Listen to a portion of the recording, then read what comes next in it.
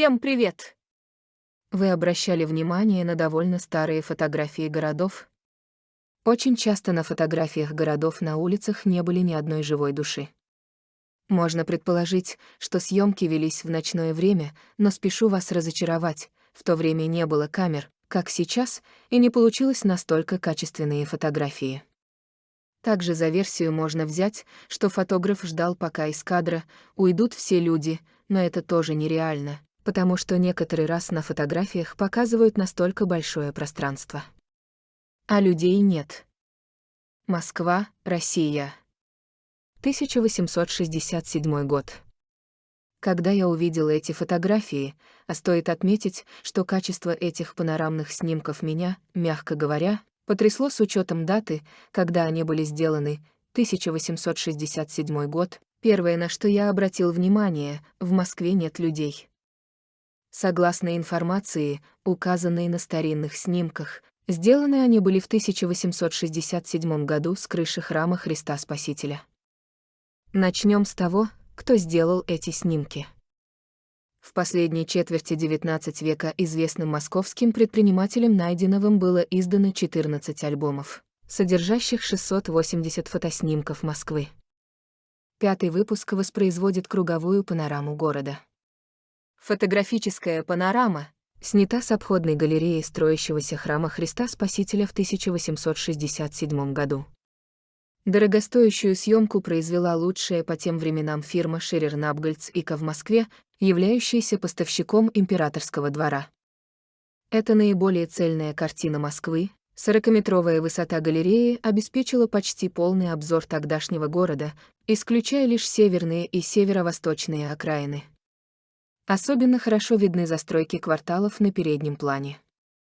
Москва 1867 года — это преимущественно двух-трехэтажный город, ограниченный заставами камер Коллежского вала в панораме на карте внизу, память о которых сохранилась в современных названиях площадей, примыкавших к этим заставам.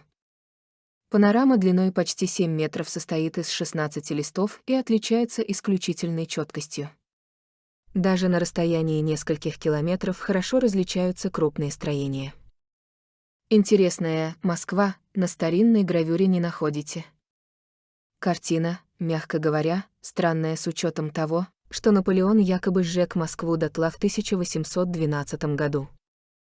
Московский пожар 1812 года произошел 14 сентября во время оккупации войсками Наполеона I Москвы. 13 сентября 1812 года на военном совете в Филях Михаил Кутузов приказал оставить Москву без боя. Вместе с войсками из города ушла большая часть населения. В первый же день вступления французских войск в Москву начались пожары, продолжавшиеся несколько дней и опустошившие город. Согласно справке, в 1811 году в Москве проживало порядка 300 тысяч человек. После войны 1812 года в сгоревшей дотла Москве проживает уже 300 тысяч человек. Возникает вопрос, а где они, собственно, жили? После пожара даже коренным 200 тысячам жить было практически негде, а население выросло на 100 тысяч человек. Может, не такой уж большой был пожар. На панораме 1867 года город совершенно пустой и жителей в нем нет. Это город, который кто-то почти закончил строить, и он почти готов к заселению его людьми. Где эти сотни тысяч людей в 1867 году? Где повозки, телеги, лошади, тележки, торговцы, жители, кошки и собаки, женщины и дети, мужчины и господа, солдаты и офицеры, где они все? На снимках нет ни людей, ни намека на их присутствие. Нет даже дыма ни из одной многочисленной трубы на крышах. Никто не топит камин, печь не печет хлеб, не варит еду, не работают заводы и фабрики, город совершенно мертв.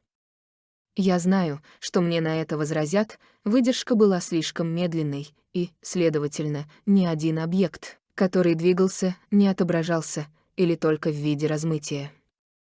Я это знаю, я разбираюсь в фотографии. На снимках можно найти силуэты нескольких повозок, только силуэты без точной формы, Лошадей, предположим, эти 3 на всю Москву повозки двигались, а где остальные десятки тысяч телег? Повозок, экипажей, не только двигавшихся, но и стоявших по всему городу неподвижно. Можно разглядеть несколько человек, стоящих на дамбе, и одного, который ходит по пересохшему руслу реки под дамбой. Можно различить несколько силуэтов в городе в разных местах, но где все остальные сотни тысяч людей? Город, в котором живут сотни тысяч людей, не может выглядеть так. Где они все? На весь город я нашел всего 3 вывески. В Москве, наполненной торговыми рядами, сотнями различных банков и магазинов, учреждений и театров, всего 3 вывески.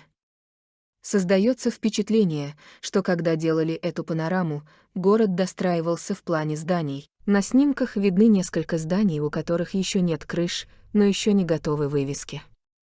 Пусть в этом городе-призраке на фото мы насчитаем 100 силуэтов, людей и повозок, где все остальные сотни тысяч людей и повозок. У воды днем всегда много людей, вы видите тысячи или хотя бы сотни людей у воды на переднем плане? Загадка не только в том, что на фотографиях нет людей или людей мало. Но и города выглядят нежилыми. Нет ни телег, ни лошадей, ни бочек, ни лавочек торговцев, в городе, где все на дровах и угле, нет ни одного дымка. Где дымящие кузни, где мануфактуры, куда делись хлебопекарни, а ведь они пекут хлеб по ночам и рано утром. Где дымы из труб в домах, ведь там кухни должны готовить завтрак своим хозяевам. Вы посмотрите на фотографии городов попозже, где-то в 1090-х годах. Города просто тонут в дыму и копоти. Нет собак и кошек и птиц, матрица какая-то в 1860-е годы по всей России. Больше всего удивляет то, что фото были сделаны как минимум с высоты птичьего полета. Конечно, на этот счет есть несколько официальных объяснений, что снимали, например, в 5 утра, все спят. Но вот эту фотографию сделали явно днем. Обратите внимание на тень. Рассмотрим фотографии совершенно безлюдного Санкт-Петербурга в 1860-х. Отличный наглядный пример происходящего после разделения веток. Осталась архитектура, но людей практически нет. Куда все делись и откуда потом взялись? Со скептической точки зрения можно утверждать, что все дело в долгой выдержке камеры, но раз видны одинокие прохожие и повозки, хоть иногда и размытые, то дело не в выдержке, а в реальной пустоте улиц. Версия о том, что власти освободили улицы целого мегаполиса от прохожих лишь для съемки, попросту абсурдна, ибо даже вокзалы и ключевые административные здания полностью пусты. Представьте себе, сколько усилий и ресурсов это бы заняло, и сколько бы стоило для промышленности в виде потерянного времени. Гипотетически, съемки могли вестись во время белых ночей, когда люди спали, но на многих кадрах ясно видны четкие тени, которым неоткуда взяться белой ночью. Явно видно, что город только-только обнаружили и еще не успели заселить в 860-х, он не так давно проявился на нашей чистоте. Мегаполис полностью отстроен, везде чистота и порядок. Хозяева явно передали его потомкам в целости и сохранности, а фотографии как будто делались принимающей имение комиссией. Деревьев нигде нет, но они активно появляются в 870-х, как будет показано в конце фотосерии. Масштабы строительства в сравнении с горсткой прохожих просто поражают, а целый пустой город таких размеров иначе как сюрреализмом не назовешь.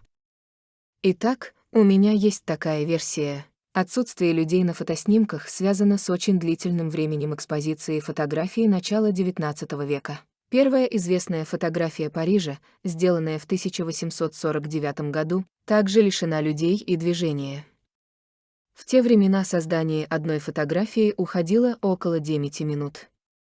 Жозеф Нисифор Ньепс, французский фотограф, сделал этот снимок, используя 8-часовую выдержку. Называется он «Вид из окна на Ле Гресс». Последние годы демонстрировался в Harry Ransom Humanities Research Center в Техасском университете в Остине. Если вы внимательно посмотрите на фотографии, представленные выше, вы увидите тенистые очертания людей, которые стояли или сидели достаточно долго, чтобы их можно было записать на фотографии, как призрачные фигуры на пустой улице. Но на самом деле эти улицы не были пустыми и в особо переполненном месте. Вы заметите туманное пятно вместо потока людей.